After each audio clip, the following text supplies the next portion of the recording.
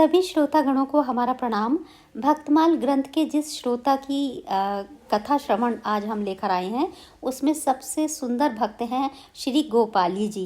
वृंदावन में रहने पर गोपाली जी को इसलिए गोपाली जी कहा गया क्योंकि वो अपने ठाकुर जी की बड़ी ही वात्सल्य भाव से सेवा करती थी, इसलिए उनका नाम गोपाली जी पड़ा। गोपाली जी भगवान श्री कृष्ण की ऐसे सेवा करती थी जैसे यशोदा मैया हों। श्री यशोदा जी ही भक्तिमयी श्री गोपाली जी के रूप में गोलोक से पृथ्वी पर आ गई हों, ऐसा था। उन्हीं के अंग अंग में इतना ही प्रेम था अपने गोपाल जी के लिए जैसे यशोदा रानी को अपने कान्हा के लिए था। प्रेम से मोहनलाल की वो सेवा करती थी। एक बार भगवान इनकी भक्ति से रीझ गए, इनके वात्सल्य भाव से बड़े रीझ गए और एक संत का वेश धारण करके इनके घर पर पधार गए। उस समय गोपाली बाई जो थी वो अपने श्री ठाकुर जी को भोग लगा रही थी। संत भगवान का सत्कार करके प्रसाद से भरी हुई थाली लाकर बाई ने संत के सामने रखकर प्रार्थना की कि आप संत जी प्रसाद पाइए। संत ने कहा एक काम करो, पहले भगवान को पवाओ। बाई ने कहा भगवान तो गंध मात्र से ही खा लेते हैं, ग्रहण करते हैं, गंध से ही भोजन को ग्रहण कर लेते हैं, मैं उन्हें कैसे पवाऊं। तब संत ने कहा यदि आप अपने हाथ से उनके श्रीमुख में एक एक ग्रास, एक एक कौर दोगी तो वो अवश्य ही खाएंगे। बाई ने मंदिर में ले गई अपने उस थाल को, भोजन के थाल को, और अपने हाथ से भगवान के मुख में एक ग्रास देने लगी।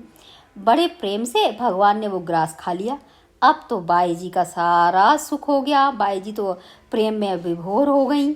ऐसा रोए, मंदिर में आनंद ही आनंद हो गया। गिर गई गोपाल जी के चरणों में कि ये तो बड़ा आज आनंद हो गया, आज तो भगवान ने मेरे हाथ से कौर खा लिया। जिस संत की कृपा से ये अभूतपूर्व आनंद मिला, उस संत को भोजन कराने की उत्कंठा से मंदिर से बाहर आई तो संत के दर्शन ही नहीं हुए, संत तो थे ही नहीं। अब इन्हें बड़ी बेचैनी हो गई, तो ये वे समझ गई कि वे संत जो है वो भगवान ही थे। मेरे आज ठाकुर जी संत के रूप में ही मुझे ये बताने आए थे कि मुझे एक एक कौर खिलाओगी तो मैं खाऊंगा ज़रूर, ऐसा मुझे बताने के लिए वो संत के रूप में आए थे। फिर आप मंदिर में ठाकुर जी को पवाने लगी। फिर वो दोबारा से चली गई और अगली पहर में फिर ठाकुर जी को भोजन पवाने लगी। अब की बार क्या हुआ कि प्रभु ने कुछ खाया ही नहीं। तब वह अधीर होकर रुदन करने लगी कि ये क्या हुआ, इससे पहले तो आपने खा लिया था मेरे हाथ से और अब खा ही नहीं रहे हैं। तब उस समय आकाशवाणी हुई और कहा कि एक बार मैंने तुम्हारे प्रेम से तो खा लिया है, अब तुम आग्रह ना करो। मैं तो रस का आस्वादन अपने भक्तों की रसना से ही कर लेता हूँ। अगर तुम मेरे भक्तों को पवाओगी बड़े प्रेम से, इसी तरह से ही सब संतों की सेवा करती रहोगी तो मैं उसी में ही संतुष्ट हो जाऊंगा। तो समझ लेना कि मैंने ही रस का आस्वादन किया है। तुम भक्तों की रुचि के अनुसार भोजन कराया करो, जैसा भक्त कहा करें वैसा भोजन उन्हें कराया करो। इस आज्ञा के बाद बाई को, जो गोपाली जी थी, उन्होंने भक्तों की इच्छा का अनुभव होने लगा।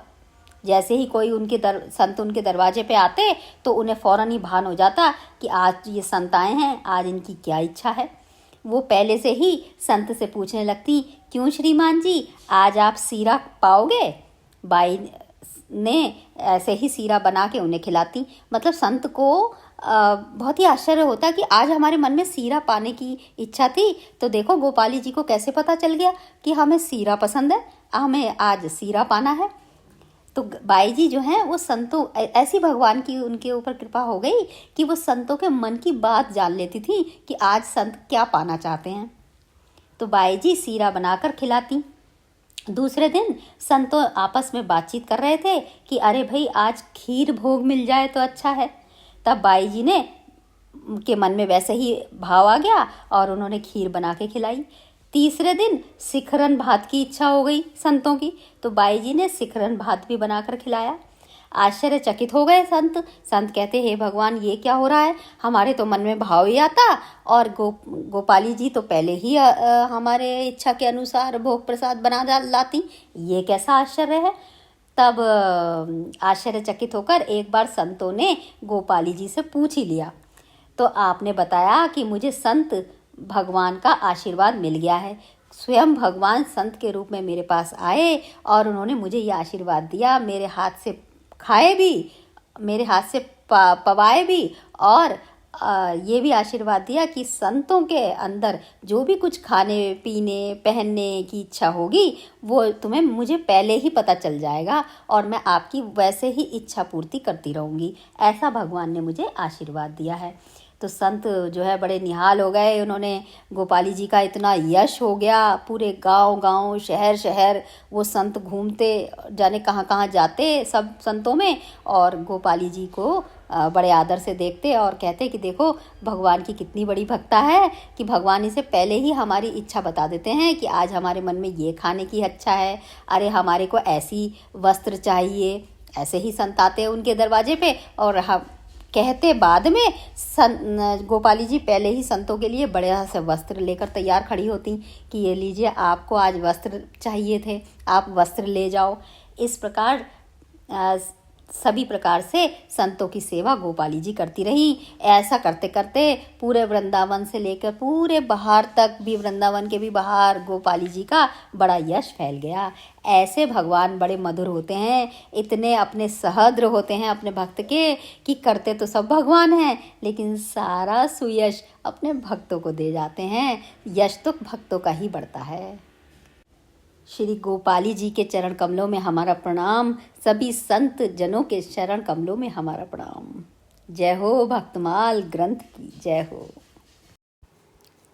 श्री गोपाली जी का चरित्र अगर आप सबके मन को भाया हो तो हमारे इस चैनल को लाइक करें, शेयर करें और सब्सक्राइब करें। बहुत बहुत धन्यवाद।